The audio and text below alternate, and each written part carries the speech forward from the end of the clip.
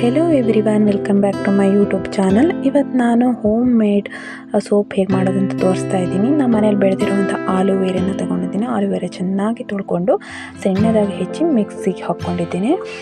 ನಾನು ಮತ್ತು ಆನ್ಲೈನಲ್ಲಿ ಪರ್ಚೇಸ್ ಮಾಡಿದಂತಹ ಸೋಪ್ ಪೇಸ್ಟ್ನ ತೊಗೊಂಡು ಸಣ್ಣದಾಗಿ ಹೆಚ್ಚಿ ಒಂದು ಪಾತ್ರೆಗೆ ಹಾಕ್ಕೊಳ್ತಾ ಇದ್ದೀನಿ. ನಿಮಗೆ ತುಂಬ ಸಣ್ಣದಾಗಿ ಹೆಚ್ಚಿಕೋಗ್ಬೇಕು, ಏಕೆಂದರೆ ಅದು ಕರಗಬೇಕಲ್ಲ, ನಾವು ಬಿಸಿನೀರಲ್ಲಿಟ್ಟಾಗ ಅದು ಕರಗಬೇಕು. ಅದಕ್ಕೋಸ್ಕರ ಡೈರೆಕ್ಟಾಗಿ ಒಲೆ ಮೇಲೆ ಇಡಲ್ಲ, ಅದಕ್ಕೋಸ್ಕರ ಸಣ್ಣದಾಗಿ ಹೆಚ್ಕೊಂಡಿದ್ದೀನಿ. ನೋಡಿ ಯಾವ ರೀತಿ ಹೆಚ್ಕೊಂಡಿದ್ದೀನಿ ಅಂತ. ಈಗ ಇನ್ನೊಂದು ಕಡೆ ನಾನು ಏನು ಆಲೂವೇರನ ರುಬ್ಬಿಟ್ಕೊಂಡಿದ್ದೀನ ಅದು ತೋರಿಸ್ತಿದ್ದೀನಿ. ಇದನ್ನು ಒಂದು ಹನಿ ನೀರು ಕೂಡ ಹಾಕಿಲ್ಲ, ಹಾಗೆ ರುಬ್ಬಿಟ್ಕೊಂಡಿದ್ದಂಥದ್ದು. ಈಗ ಒಂದು ಗ್ಯಾಸ್ ಮೇಲೆ ಬಿಸಿನೀರು ಕಾಯಕ್ಕೆ ಇಟ್ಕೊಂಡಿದ್ದೀನಿ ಒಂದು ಪಾತ್ರೆಯಲ್ಲಿ.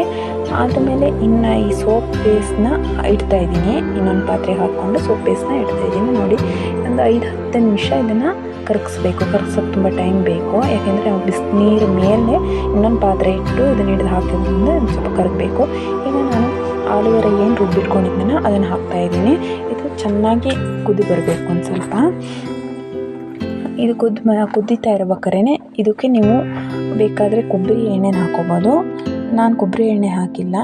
ನಾನೀಗ ವಿಟಮಿನ್ ಇ ಟ್ಯಾಬ್ಲೆಟ್ನ ಹಾಕ್ತಾಯಿದ್ದೀನಿ. ನಾನು ಈಗ 2 ವಿಟಮಿನ್ ಇ ಟ್ಯಾಬ್ಲೆಟ್ ಹಾಕಿದ್ದೀನಿ. ಚೂರು ಚೆನ್ನಾಗಿ ಮಿಕ್ಸ್ ಮಾಡಿಕೊಡ್ಬೇಕು.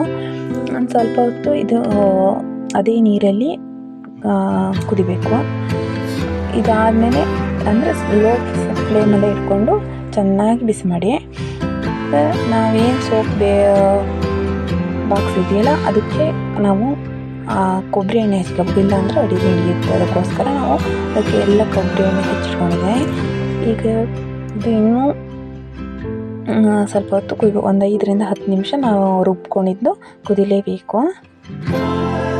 ನೆಕ್ಸ್ಟ್ ನಾನು ನೋಡಿ ಇದನ್ನು ನಾನು ಏನು ಕುದ್ದಿದ್ದೋ ಅದನ್ನು ಆರಿದ ಮೇಲೂ ಬೇಕಾದ್ರೂ ಹಾಕ್ಕೋಬೋದು. ಆರಿದ್ಮೇಲೆ ಸ್ವಲ್ಪ ಗಟ್ಟಿಯಾಗಿಬಿಡುತ್ತೆ, ಅದಕ್ಕೋಸ್ಕರ ನಾವು ಬಿಸಿ ಇದ್ದಾಗಲೇ ಸ್ವಲ್ಪ ಹಾಕ್ಕೋಬೇಕು.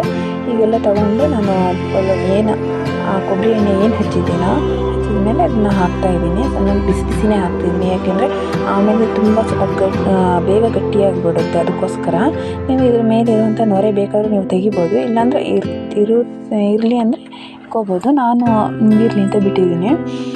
ಈಗ ನೋಡಿ ಫೈನಲಾಗಿ ಯಾವ ರೀತಿ ಸೋಪು ಆಗಿದೆ ಅಂತ. ಈಗ ಗಟ್ಟಿ ಬಂದಿದೆ ಈ ಸೋಪು. ನಿಮಗೆ ಯಾವ ರೀತಿ ಹಚ್ಚಬೇಕೋ ಆ ರೀತಿ ಹಾಕೋಬೋದು. ನಾನು ಎಕ್ಸ್ಟ್ರಾ ಬಾಕ್ಸಲ್ಲೂ ಹಾಕಿದ್ದೀನಿ. ನೋಡಿ ತೋರಿಸ್ತೀನಿ. ನೊರೆ ತೊಳೆದ್ಮೇಲೆ ನೊರೆ ಕೂಡ ಬಂದಿದೆ ನೋಡಿ. ಆ್ಯಂಡ್ ಈ ಆಲೂವೇರನ ನೀವು ಬೇಕಾದ್ರೆ ಸಿಪ್ಪೆ ಜೊತೆನೂ ಹಾಕ್ಬೋದು, ಇಲ್ಲ ಸಿಪ್ಪೆ ತೆಗೆದು ಸಮೇತ ಬರೀ ಲೇಯರ್ನ ಹಾಕಿ ರುಬ್ಕೋಬೋದು. ಅದು